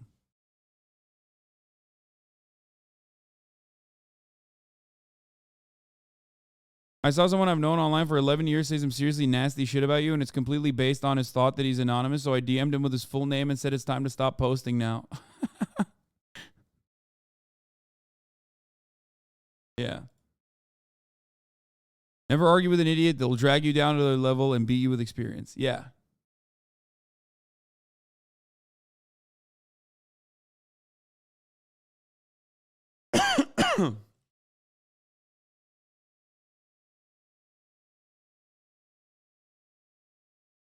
Let's Being continue. hit pretty often, or like really loud blasting music pretty often, and that's just never been my cup of tea. But I never meant it as an insult on her honor. It's just not something that I'm personally a huge fan of, the same way that she doesn't like my content. I didn't mean it to be mean, and I apologize that it may have come across that way. I certainly didn't mean it to. But the whole point of me mentioning this right now is I do want to say that Scott Schaefer did also talk about the difference between playing porn versus advertising the FANSLY. He did touch on that. Last night I made the comparison that the FANSLY ad actually had more clothing on the people in it than what you would already find on Twitch right now in the hot tubs category, where it is bikinis and very, very Hans X the Donnie, thank you for the tank of the very subs. revealing clothing. And that is a category that Twitch itself advertises. If you go to Twitch when you're not logged in, a lot of the recommended channels are hot tub streams, so Twitch itself does peddle content that is clearly sexually charged. My point with this statement was to draw the immediate comparison that this FANSLY advertisement wasn't immediately exposing young viewers to sexually explicit material, and it's even more easily accessible for them on Twitch already by just going to the category right next to the fucking Just Chatting one. That was the whole point of that. That's something XQC didn't quite understand, calling me wrong, saying that there's not a bleached butthole right away or something on hot tubs category, thus checkmate. Hits me with the scholar's mate. That wasn't my point. My point was the ad itself didn't contain any explicit imagery or anything highly sexual, at least nothing that was worse than what is already currently being advertised on Twitch in that category. And when you go to FANSLY, there is still not immediately ass and titties in your face right away. Thus, I didn't think by scanning the QR code, people would Virtual immediately meal, just thank you be for the fucking 25, get the blasted subs. with porn all over the place, like Charles Xavier jacking into Cerebro. So I viewed the advertisement very differently than a lot of people, because even when you scan the QR code, you still don't immediately get porn. There's already a lot of degrees of separation and a lot of obstacles to go through, as opposed to Aiden Ross, which just pulled up porn as a jump scare during fucking stream, right? It to me, still is very different. I also was under the assumption that FANSLY was only accessible to 18 plus after you verified your age. I don't use the platform. I thought you had to verify you were 18 plus in order to even get to the pornographic content. Thus, I thought it was even harder for children to have got porn out of that advertisement if they weren't of age. Not only would they have had to leave the platform to get it, they would then have to verify their age and make an account for it. I thought there was a lot of steps to it, making it very difficult for them. But according to some research now, it actually seems like FANSLY is extremely easily accessible for anyone of any age. There's not a whole lot of security to it based on the things I've read, which is knowledge I didn't have last night. So, I made the comparison that the FANSLY advertisement reminded me of all of the strip club billboards that are spaced around all of the major interstates. Anytime I go up north to Pennsylvania, there is hundreds of strip clubs being advertised, and on those advertisements, there are women in bikinis and very, very revealing lingerie. And they tell you exactly where to go for the strip club. Well, when you're driving through, there's a good chance a lot of those cars are going to have kids in it and see those advertisements. So I compared FANSLY to a strip club billboard because, in principle, if FANSLY worked the way I thought it did, where you had to be 18 years or older. This part is fair, I think. Like, it's on FANSLY to make sure that there's accurate safeguards in who gets to access their content. And I think after a certain point, there's always going to be people that can break through that access. But there needs to be a reasonable effort to ensure that there is like some level of safeguarding, right? Because, you know, you're never going to stop kids from looking up pornographic shit on the internet, right? Especially on websites where there's no safeguards at all. Ultimately, though, if you are to come to me and tell me that porn is worse than gambling, no, it's not. That's crazy. Porn is content. content is content. Gambling is not content in the same way that porn is content. Gambling can be content, like, for example, when you watch Ocean's 11. In that regard, gambling is content. Do I think that children should not watch Ocean's 11? Of course not. I don't give a shit. Okay?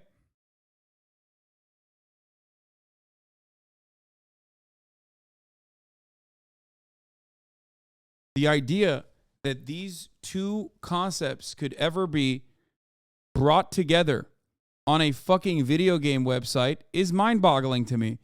Why?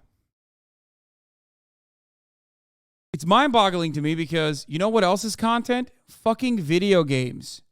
I thought as gamers, we all understood that the Hillary Clinton style video games are causing violence narrative was fucking idiotic. I thought that we all universally recognized that the idea of a violent video game causes violence in children was a stupid one. But for some weird reason, we lost touch with that reality. And now when it comes down to pornographic material, it's like, no, actually, porn is making people violent, or porn is making people sexually violent, or whatever the fuck. And that is really stupid. Okay? Yeah, it's like Tipper Gore style fucking attitude towards whatever kind of content people should be able to consume or should not. It's crazy. Weird.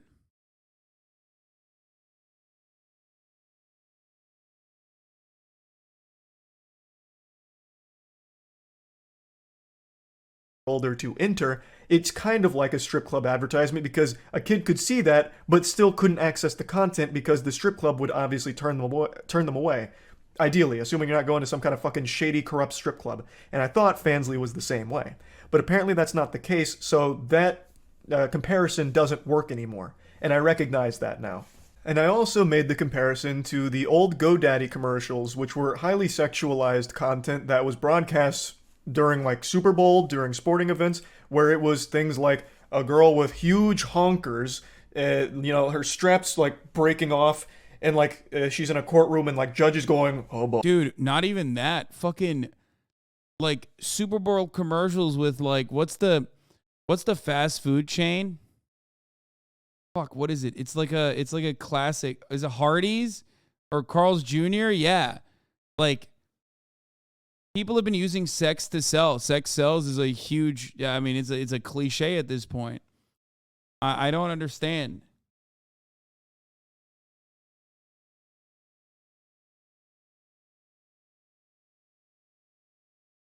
Since 1995, the U.S. sexual assault rate has dropped 44%. 95 is around when internet porn began becoming easily accessible.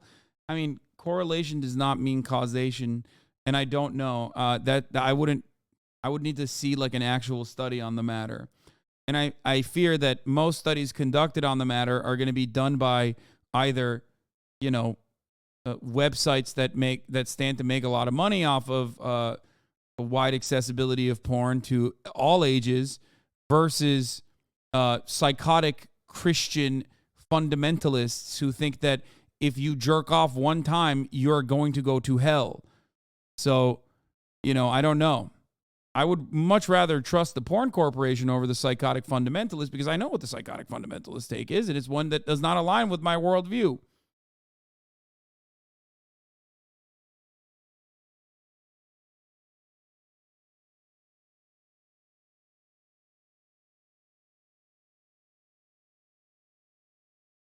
Oh, this is what I was thinking of. Yeah, Kate Upton. God, I'm so old. It was a 2014. My point of reference was a 2014 Super Bowl commercial with Kate Upton. Like, that's how fucking old I am, dude.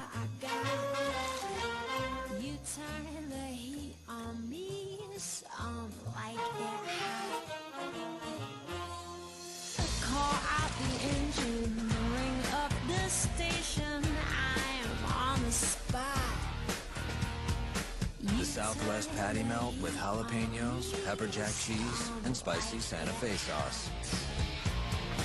Now that's a woman. That's an E1 reference. Just got a whole lot hotter.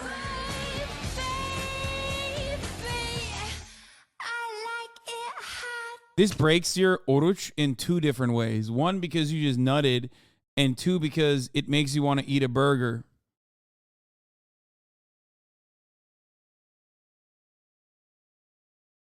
Hoochie mama. Anyway. Yeah, back during the Fabining when her and Verlander's news got leaked and his ass was bigger than hers. What?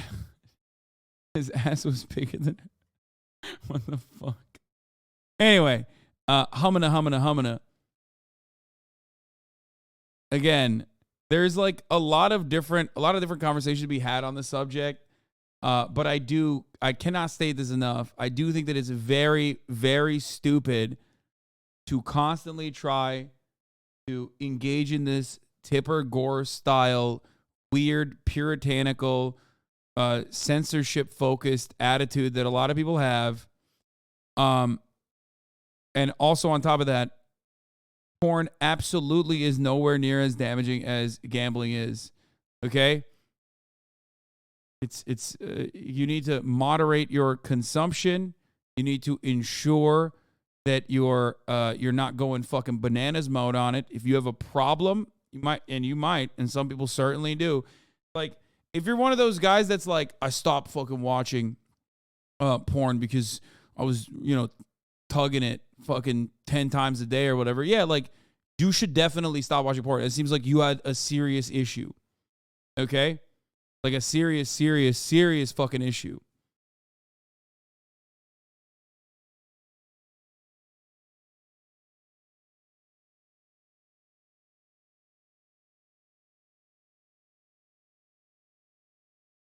Almost always, the people that talk about, how damaging porn is are talking about their own personal fucking issues with porn. And they just turn around and make it everybody else's issue for some weird reason. It's like, bro, that's a you thing. Okay? Maybe you should calm down. It's probably good that you stopped jerking off, Anyway. Hubba hubba. And then, like, she's trying to say something, and the other strap's, like, wiggling. And then it's, like, right when it breaks off and about to reveal the giant milkers, it says go to GoDaddy.com to finish it. And I wasn't really making a big point out of that. I just wanted to point out that, man, it really does feel like the early 2000s again with a lot of the internet arguments we get into these days. It's shit we've had for years. History really does kind of repeat itself. Because I do still think that's a pretty fair comparison. That's fundamentally like the same thing. The argument back then was, think of the children. They were watching this sport, and then all of a sudden, sexual content advertisement. So that's all I was really saying. We don't need to minimize porn addiction to emphasize how gambling is worse. First of all, God, no, I'm not having this conversation, dude. If you're a porn addict, I'm glad you stopped watching, okay? Like, I am not going to advocate for abolition of prohibition because people get addicted to alcohol, okay? I myself have struggled with alcohol addiction. I'm very frank about that. It would be insane for me to go, oh, well, I didn't have a healthy relationship with alcohol, so no one should drink fucking alcohol. Okay? That's insane because I'm not a fucking freak. You might be. I'm starting to get fucking pissed off. Okay? This notion that everyone else's fucking issue, your issue is everyone else's issue now, is a narcissistic, insanely fucking selfish, American exceptionalist take. Okay? Sorry. Jesus Christ.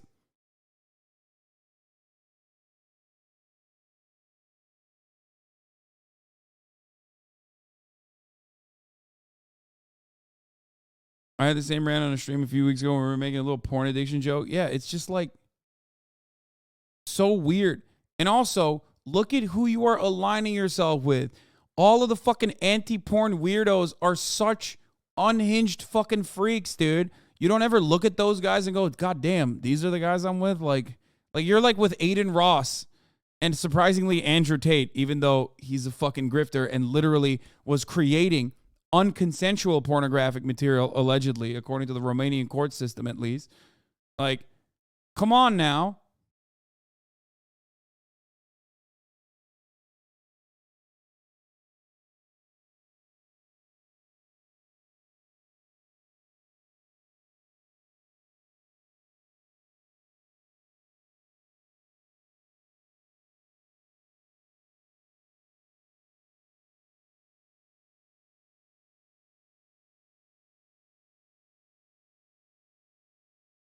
also just so funny for me. It's not like someone's being like, you're being ableist. It's just guys speaking up going, yo, I couldn't stop jerking off for months. You're making fun of me, bastard. Ha ha ha. Yeah. Yeah, you're not even like targeting like a specific thing in that regard. Anyway.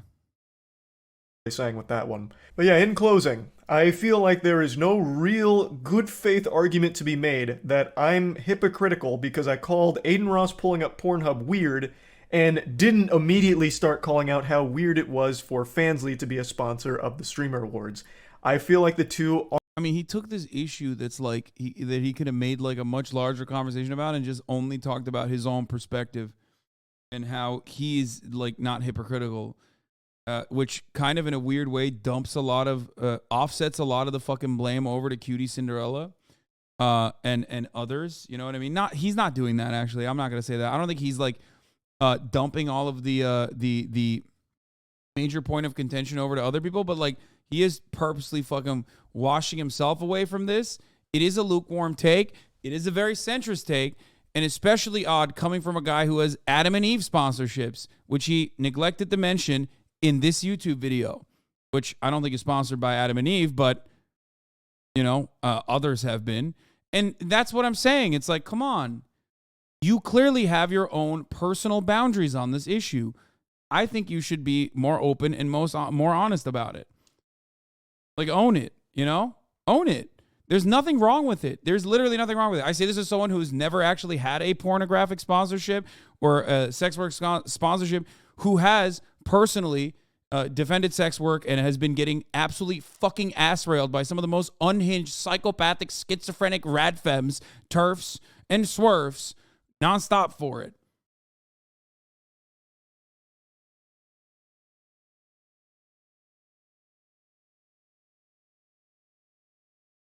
Aren't really comparable. Blasting porn, real porn, immediately to your audience out of nowhere, no warning, and right in their face, just on stream, is completely... Adam and Eve is not a pornography website. It's for sex toys. Yeah, it's still sex work, though. I mean, there's like an element of sex toys. What do you mean?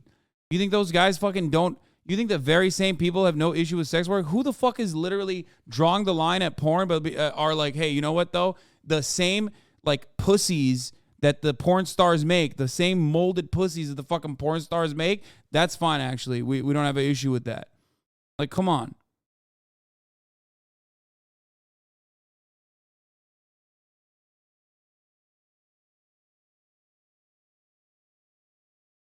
And if you think that, I mean, I don't know anything about Adam and Eve, but I suspect they sell more than just sex toys, I suspect. Maybe they don't, though. Sex toys and porn are conflated. Who is selling the fucking sex toys, brother? What the fuck do you mean? Like, what are you talking about?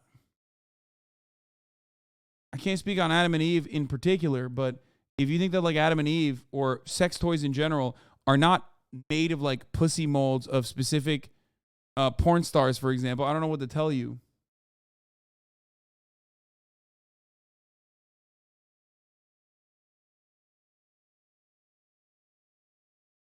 They used to sell DVDs. Maybe they still do. I don't think they do anyway. I mean, stores are probably fine with sex toys, but not porn. I know.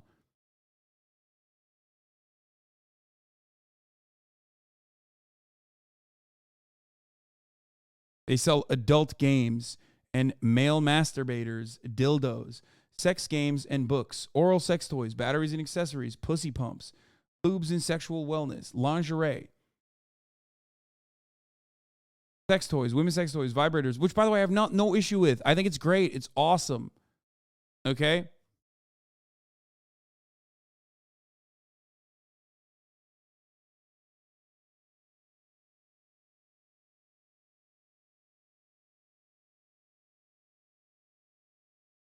You know too much? I'm literally looking at it right now.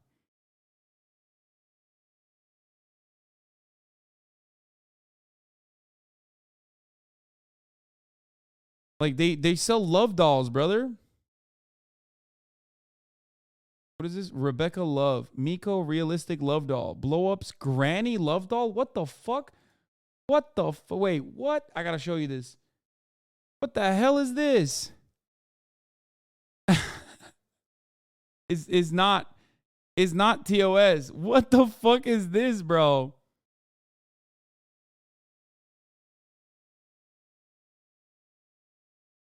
Anyway, again, people love fucking talk about perceived hypocrisy.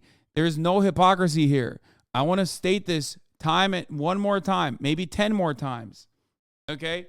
There's nothing hypocritical about what Charlie's doing. I don't think that there's anything hypocritical about doing sex work, advocating for sex work, selling sex toys, being sponsored by Adam and Eve. There's no issue there. Okay?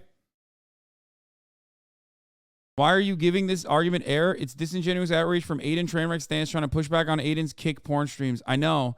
I realize that is what people are upset about, which is so ridiculous because as much as I am an advocate for sex work, I wouldn't just fucking throw on porn, okay, on the stream.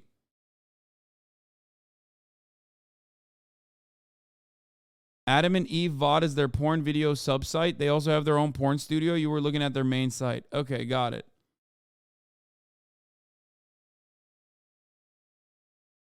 Different than an advertisement to a platform which does have porn, but a lot of things that they'd have to do in order to access it.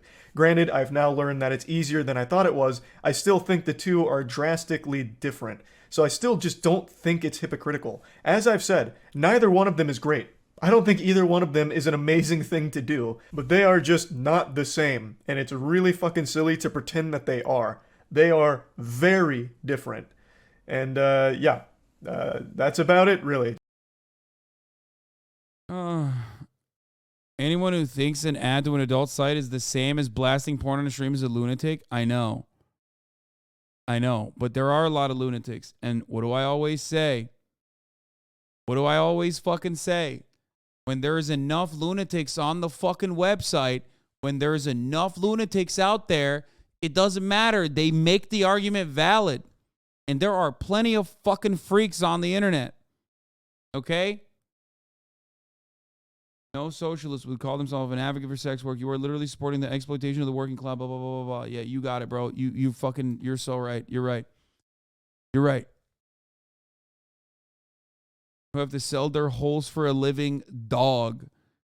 Always like, bro, we'll be talking about fucking literally like some American woman living in Iowa, okay, deciding to turn on a fucking webcam and play with her pussy, okay, to make money, more money than they ever have, okay, more money than they ever have made, and enjoy the process and enjoy the autonomy, okay? And then these motherfuckers are literally like, why are you advocating for sex slavery in the third world? It's like, of course I'm not advocating for that. Shut the fuck up. He said sell their holes.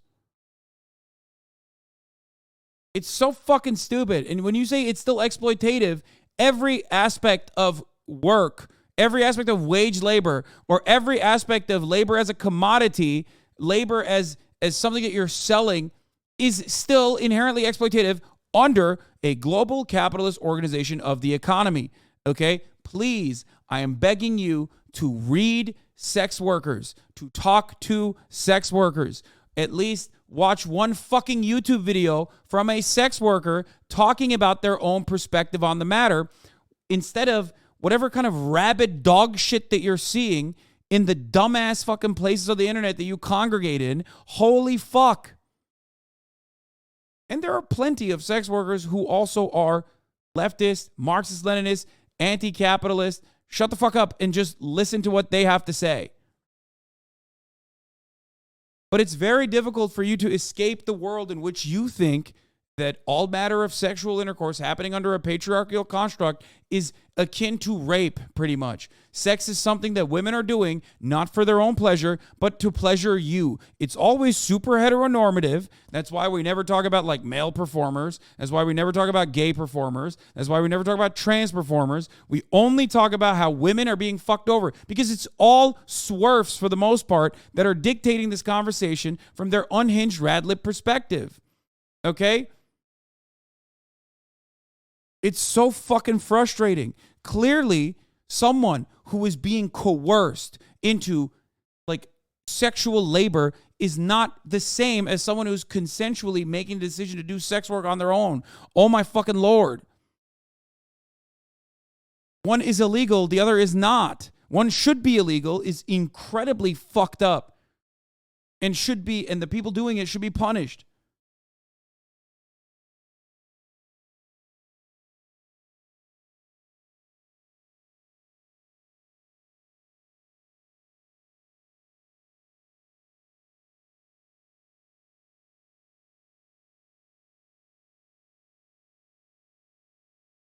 Being sponsored by Adam and Eve, which is predominantly used to purchase sex toys on the internet, is the same thing as being sponsored by a website predominantly for porn. Can't get a clear take.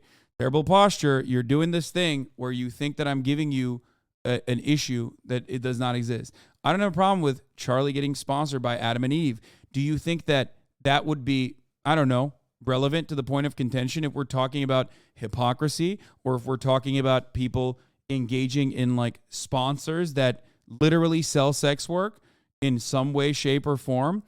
Now that we have also found out that Adam and Eve is making sex toys that they sometimes collaborate with sex workers on, or that when Adam and Eve itself has a studio where they also are creating pornographic content, are you so desperate to have a conversation with your wife about how it's okay to purchase sex toys but not porn? Is that what the issue is here? Is it your own personal moral conundrum? Because there's a very easy solution here, okay? It's not bad. None of it's bad.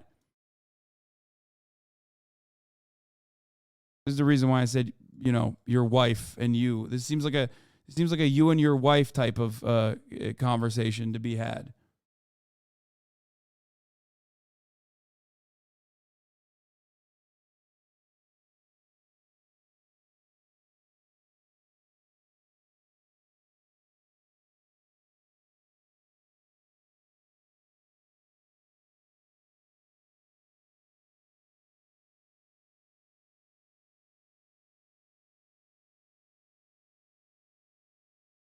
Is it not economic coercion? There is no aspect of labor under a capitalist organization of the economy that does not pertain to economic coercion. We all make these decisions on a daily basis. Economic coercion is not going to be eradicated anytime soon, no matter what happens. You don't have a problem with the economic coercion side of the conversation. You have a problem with sex work if you are singling out sex work. Okay? You would not advocate to abolish restaurants as a concept in and of itself, because people that work in the restaurant business overwhelmingly are getting exploited and are at the bottom rung of economic coercion. They are the ones who suffer the most from it. You do not advocate to abolish the education system because teachers are getting fucking ass blasted nonstop. Everybody has bills. Everybody has debts to pay. Everyone is taking on a job that they don't need to do. The only difference is you're talking about abolition on a particular sector, specifically because it involves sex. You don't have an issue with work. You have an issue with sex work. Or you have an issue with work, but you have an extra issue with sex work.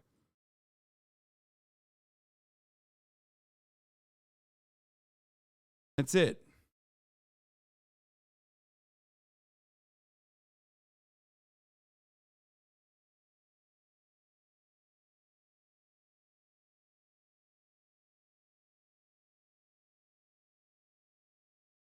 I hate this issue. I hate this issue so much. It's like it's one that people have such a personal experience with, and it makes it almost impossible to have a serious, charitable, productive conversation around. It is so deeply personal, and it is unfortunately maddening. And I even understand where a lot of people come from with respect to what their perspective is. Okay? I support sex workers' right, but I do find personally that a lot of men who are enthusiastic sex work consumers tend to have extremely misogynistic views of women. But then again, that is related to patriarchy rather than sex work, and it's not the fault of sex workers themselves.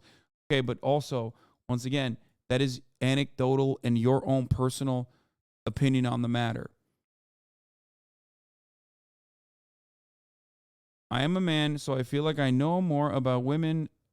I know more than women about when women are being exploited or not. No, I think I know a little bit more than you do about the subject matter of sex work because I actually listen to the women that do sex work rather than speak over them and rather than make up my mind on the issue. Just understand, okay? You are a woman, I suspect, not doing sex work, and you are speaking over women who are doing sex work by using me as a more penetrable and approachable a vector to shit on rather than actually tackle the issue on its own. That's why a lot of swerves, whenever they talk about fucking sex workers or whenever they talk to sex workers, will take this like incredibly paternalistic, patronizing tone, like they don't know any better. Like you're a victim. Let me save you. Let me save you, you victim. And everyone understands where that's coming from. Okay?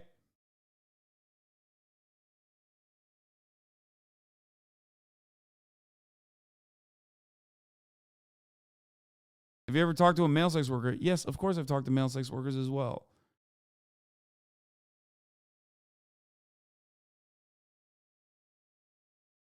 I used to be anti-sex work, pro-sex workers, but you changed my mind and helped me realize that my grievances with the industry are rooted in misogyny and not with the sex itself. Yes, in more circumstances, in a lot of these circumstances, it often comes from structural issues that you are you're upset at, but you're using sex work as a vector. And it's a very easy one to target, very easy one to shit on because there's no defense for them. Half the time, even in otherwise like progressive spaces, when you choose to defend sex workers, people call you a fucking rapist. So, you know, because the people that don't want you to defend sex workers are so fucking unhinged and so insane and so motivated that they make it personally impossible to discuss openly. It's fucking nuts.